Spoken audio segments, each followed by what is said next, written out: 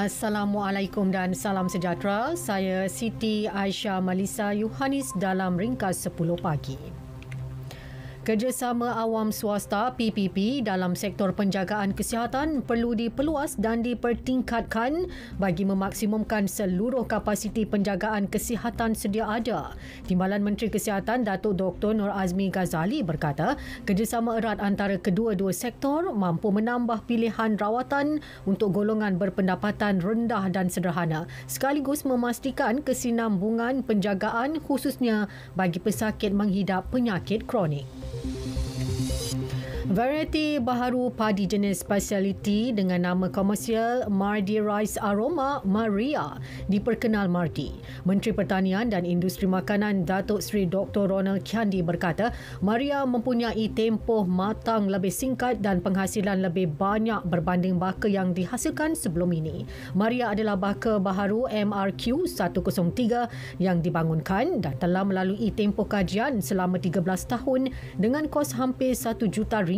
Tempoh penanaman baka baharu itu hanya mengambil masa sekitar 117 hingga 120 hari dan mampu menghasilkan lebih 5 metrik tan padi per hektar.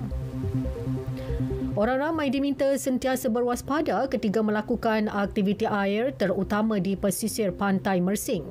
Ia susulan amaran fenomena air pasang besar yang diramal berlaku hingga esok. Pengarah Zon Maritim Mersing Komander Maritim Khairul Nizam Misran berkata, sebagai langkah berjaga-jaga, mereka yang ingin melakukan aktiviti di tengah laut atau pulau disaran memaklumkan kepada ahli keluarga, rakan terdekat atau pejabat maritim.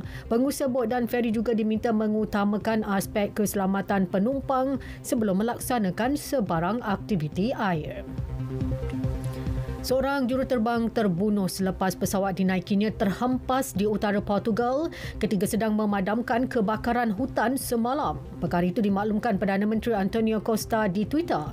Kapal tangki satu enjin itu terjunam berhampiran Vila Nova di Foscoa ketika cuba memadamkan api di wilayah Braganca. Anggota bomba kini sedang bertungkus lumus memadamkan hampir 10 kebakaran di seluruh Portugal. Khamis lalu 2 orang terbunuh selepas helikopter pemadam kebakaran yang membawa 4 anak kapal terhempas ke dalam laut di luar Greece.